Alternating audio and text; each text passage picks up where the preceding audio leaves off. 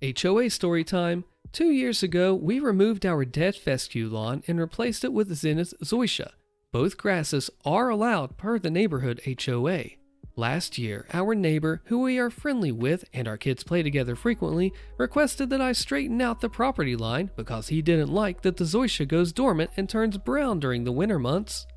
I did as requested. Nothing else was said about it until about a month ago. He put hundreds of dollars worth of rocks on the same property line that I had straightened out. He said that he thought that it would stop my grass from spreading onto his lawn. Last week, he texted requesting that I meet him outside. He told me my grass was spreading into his lawn and he wanted to know what I would do about it. I told him that the HOA allows for my grass, that I didn't think it was spreading, that a lot of the brown he was seeing was due to the kids playing outside, and the brown zoysia, which is still partially dormant, was just coming off by the lawn. Basically, it sheds when you're running all over it the way that we have been. He's also been dealing with infestations of Bermuda grass, which, like zoysia, goes dormant and turns brown in the winter. I offered to let him mix up some of my herbicide, which is helping me deal with the Bermuda in my lawn. He did not accept.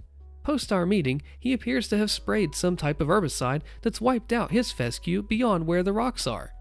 During the end of our discussion, I told him that we could install in-ground edging if that's what he wants to do, meaning that I would help him put it in, although today he texted stating that he believed that I would be the one to pay for it, and I believe he thinks also put it in after asking me when I was going to do so. He does not believe he should have to pay for the edging. My wife and I feel similarly.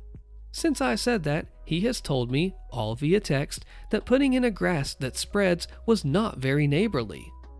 I told him that I was sorry that he felt that way and reiterated that the HOA allows for my type of grass, that I had fixed the property line with my own time and effort even though it hadn't mattered to me, that the rocks that he put in were done so without discussing it with me, but that was fine since it is his property, but that the grass that died was not a result of anything that I or the zoysia did, and I didn't think the conversation was one to be had over a text message.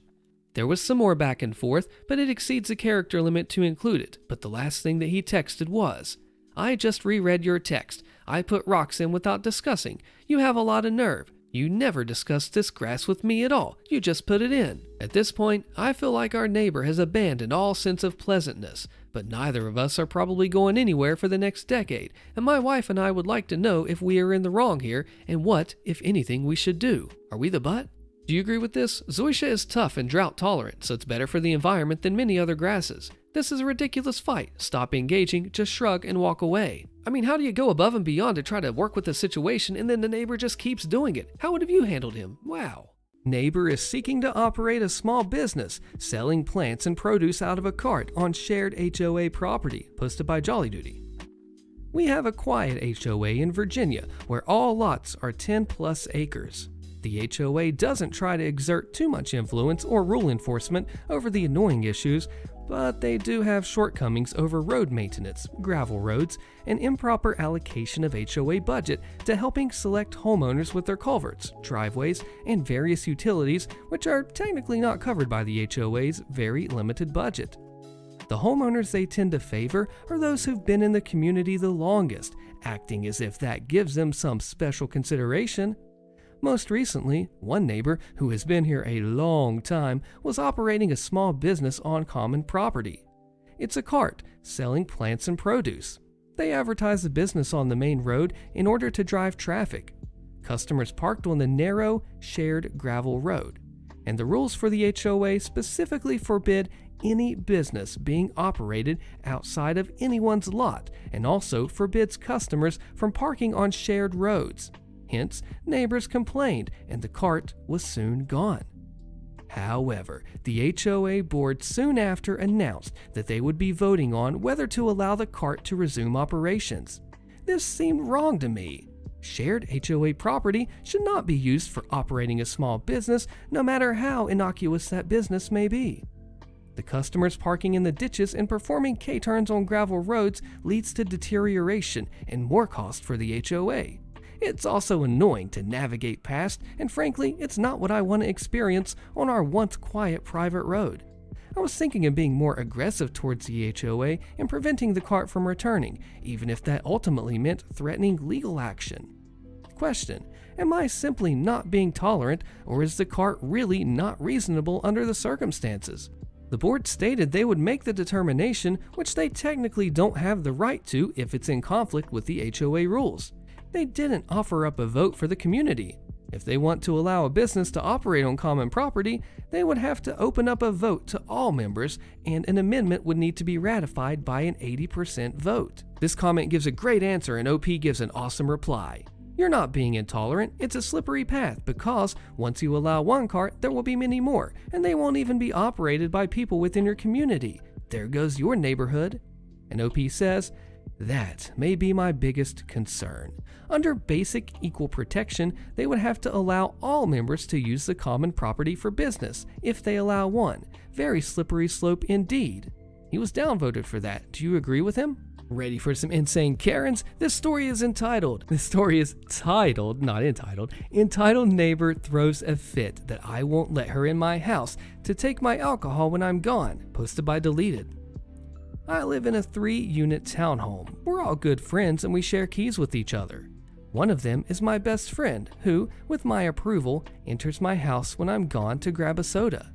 In return, she cooks me food and shares her alcohol with me on weekends. Only thing is, she has the code to my house alarm. This becomes relevant later. One day, entitled neighbor, who we will call Karen, who lives in a different building, sees her leaving my house and asks what's up. Friend tells her what's up. Karen thinks we're friends just because I'm friendly to her when she comes around and texts me to rat out the neighbor. I tell her it's fine. Now, Karen is very obnoxious, but we're all nice to her because you don't want crazy people living across the street. Karen a week later comes by and asks why I won't give her a key. I make up an excuse that it's a safety thing because I'm the only one with a fire extinguisher, which is also a fact. The only excuse I can think of now is my landlord won't let me. It seemed to shut her up. I really don't want her in my house. I can only imagine what she'll do in there, and her bringing her kids over to see my crap. I have expensive computer equipment. I don't need kids around. Fast forward a month later. She sees me unload a bucket of fireball shots and quickly makes a beeline across the street and asks for some and trying to make friendly conversation. I roll my eyes and struggle with the seal and hand her 2. Thanks babe, love you. Ugh, whatever, it's not a big deal. Meanwhile, she still messages me like friends, and I watch her house from time to time while she's gone. Last week, I'm at my mom's house when I get a phone call from my home security system company asking if I need police. Roommate and key holders have my code, and it gives you 60 seconds to push the code even if it's wrong, so something is up. I rush home and my front door is wide open, letting the hot summer air strain my electric bill with 2 cops inside. It's none other than Karen standing at the counter and casually says, "Here she is, she lets me in her house, we're best friends." My jaw drops. Apparently, she has the garage door code to friend's house where she found my house keys in friend's house and has the balls to take my stuff when I'm gone, like she's entitled to it. And then didn't message me that the alarm was screaming, let me know she wants something, and didn't even leave when the cops show up. I took the cops 8 minutes to get there, so I have no idea what she was poking around with a screaming alarm. She broke into 2 houses like it was no big deal. I demand that she leaves, not pressing charges because I don't want a crazy angry neighbor. My city charges you $100 if you have an unregistered alarm system, so I get a fine from the city. I paid the fee and stuck the bill in her doorway. Haven't seen a dime of that yet. She also hasn't asked for my alcohol either since then. I want to know if you agree with this comment because I do. It says, "You are too kind not to have pressed charges." As this comment says, you should never have to make an excuse to keep your own stuff private and yourself safe. Don't you agree? Make up a BS lunchtime policy to appease the office drama queen? Sure, I'll follow it to the letter. Posted by Castjoy. Many years ago, I worked in the back office support in a large office with lots of departments. Generally speaking, we had core hours, especially for lunch. Core lunch hours were between 12 and 2, meaning you had to take your lunch sometime between 12 and 2. Different departments had different rules for lunch depending on their needs. For example, the call center had a strict rota for when people could take their lunch since they needed constant phone cover. However, I was in back office support. Things were a lot more relaxed because we rarely took phone calls. Most of our work came in the form of tickets and tasks logged through our system and emails from other departments with general queries. The only requirement was that at least one manager and 2 members of staff had to be there at all times in case a colleague from another department needed to see us or, in an emergency, call us. So generally, we could take our lunch anytime we wanted as long as it was between 12 and 2. There was no policy telling us when to take our lunch aside from the one I already mentioned. I would always take my lunch at 12:28. The reason was I actually wanted to take it at 12:30, but one of our call centers was the floor above us, and they stampeded down the stairs at 12:30. I had been in an accident some years ago that gave me issues with my back and hips, so I could be a little unsteady on the stairs, so I left at 12:28 so I could avoid the call center stampede. I suppose I could have gone at 12, but the staff canteen was never set up, and I never had food ready at 12, that's why I left at 12:28. Now, I always restarted work exactly 1:28, sometimes a few minutes earlier. An hour was far too long for me, so I was often back at my desk nursing a coffee while scrolling through my phone, which we were allowed to do as long as we were on break, by around 1 p.m. as well. However, if a colleague came to me and asked for help, I always helped and just added the time I was helping them to my lunch. So if I spent 10 minutes helping a colleague, I'd come back at 1:38. All of this would be logged in our timesheet, and I wasn't doing anything outside of policy. We were allowed to do this. Anyway, one of my colleagues had obviously noticed. Let's call her Mindy. Mindy considered herself the queen bee of the office. Everything had to be done her way. She was perfect, and she always tattled on people for petty stuff. Like that one of our colleagues used too many staples, or that colleagues were literally a few minutes late, or took too many pee breaks. She literally had a tally of how many drinks and pee breaks everyone took so that she could tattle. She even once tried to tattle and say one of my colleagues came in drunk and she could smell it on her breath. What she could smell was Limsip and cold meds. The colleague she was tattling on had a cold. Unfortunately, Mindy was also our manager's favorite employee, so she got away with a lot. So she tattles to our manager about how I'm always leaving for lunch 2 minutes early and yet often come back late. My manager tears me a new one for this. I explain to him that the times I come back late are when I've helped a colleague and he should see it logged on the sheet. I also explain why I leave at 12:28. He then says, yes, well, whether it's 2 minutes or not, we have core hours in this office. I say, yeah, 12 to 2. I can take my lunch anytime between 12 and 2. 12:28 is within those core hours, so then he tried to say no. In our department, we have a policy of 12:30 to 1:30 to make sure enough people are in the department. I say, I've never heard of this policy, this has never been the case. But he brushes me off and says, you take your lunch at 12:30 and come back at 1:30. You don't deal with any queries or anything that will delay you. Just take your lunch on time and come back on time. No exceptions. Okay then, that's exactly what I'll do. No matter what I'm doing, even if I'm in the middle of a task, I get up and go to lunch. Even if I'm at my desk and a colleague comes to me, I tell them I'm on lunch and to come back later. Then, surprise, surprise, Mindy comes along with an urgent query at 1:10. I look her dead in the eye and say, sorry, I'm on lunch. She storms off to our manager to tattle on me. I get called into his office because she lodged a complaint against me for bullying her and being uncooperative. Mindy is in the office with my manager acting as a mediator. He asks why I refuse to help her. She's grinning maliciously with her trademark, you're gonna get it face. She spoke to me at 1:10. I had 20 minutes left of lunch. You said the policy is lunch, 12:30 to 1:30, no exceptions, I said, smiling.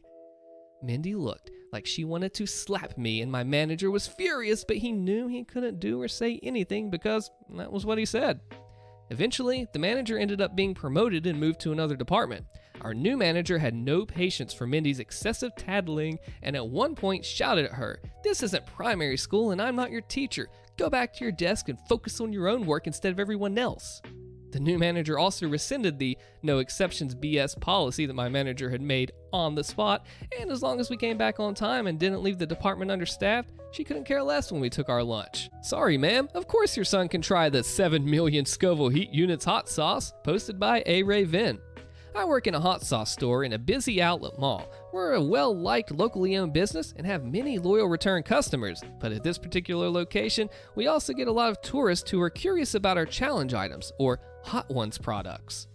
We have a large variety of samples available every day, literally like 100 hot sauces and 50 plus barbecue wing sauces just out on the table. We can pull another 50 plus bottles or so from the fridge if one's open. Every so often we get people who come into the store and ask to try the hottest sauce. They love jalapenos in their burritos, and they've eaten habaneros straight, and they are ready to enter the ring, swallow some sauce, and gain the admiration of a couple friends and bystanders at the cost of a stomach ache.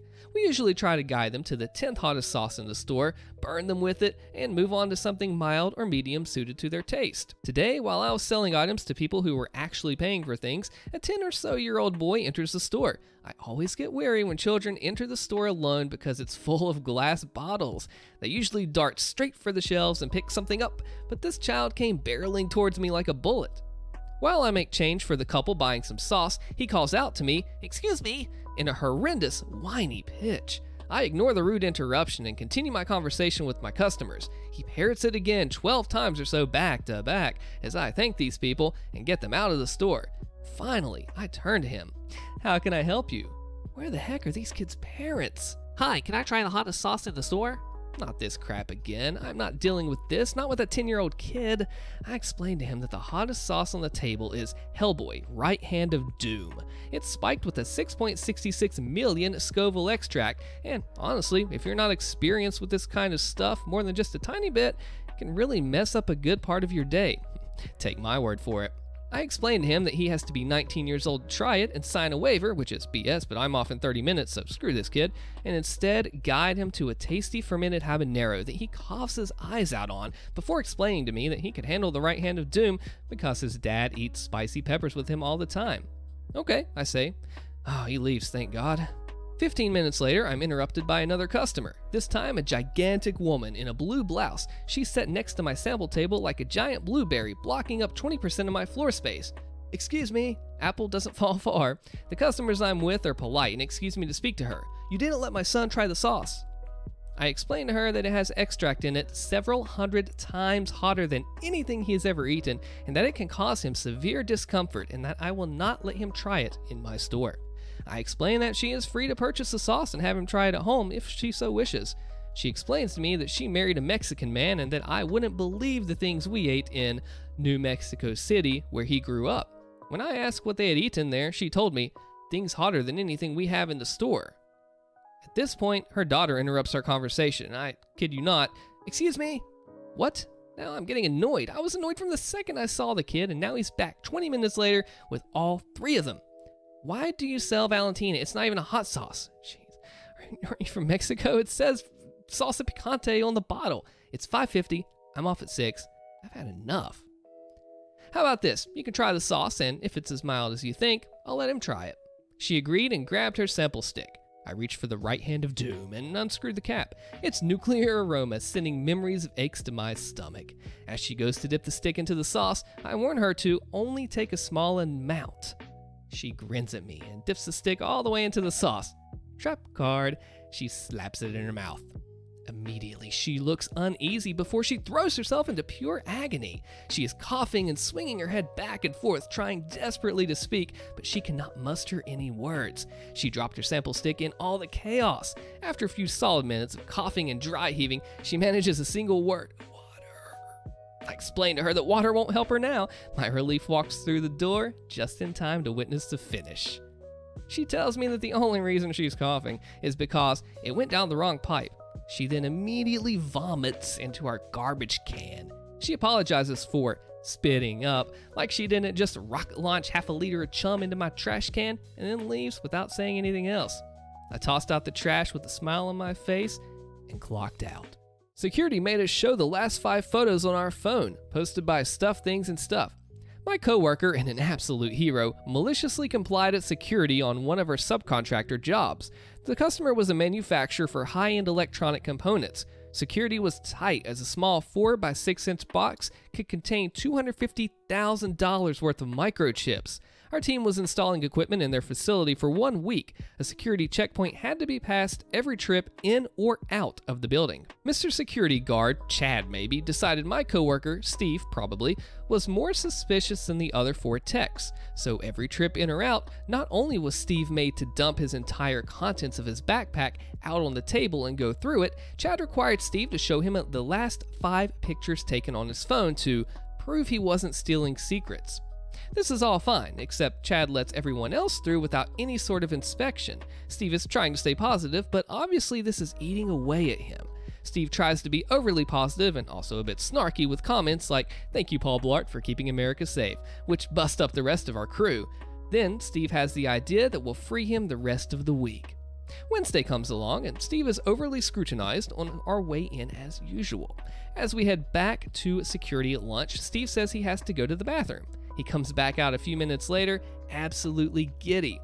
Chad Blart, mall cop, stops us on our way out and asks Steve to see his camera roll. Steve gladly hands the phone over, and Chad is greeted by some very peculiarly angled shots of Steve's butthole. What the? Chad throws the phone down on the table. "Oh, sorry, I had a hemorrhoid and I wanted to see how bad it was. Is everything okay with my pictures? Is the facility safe?" Chad never checks Steve's materials again. Good on you, Steve. HOA Karen demands what I do on my property, but I'm not even in the HOA. Click the video on your screen so you don't miss the crazy fallout of this one, and I'll see you there.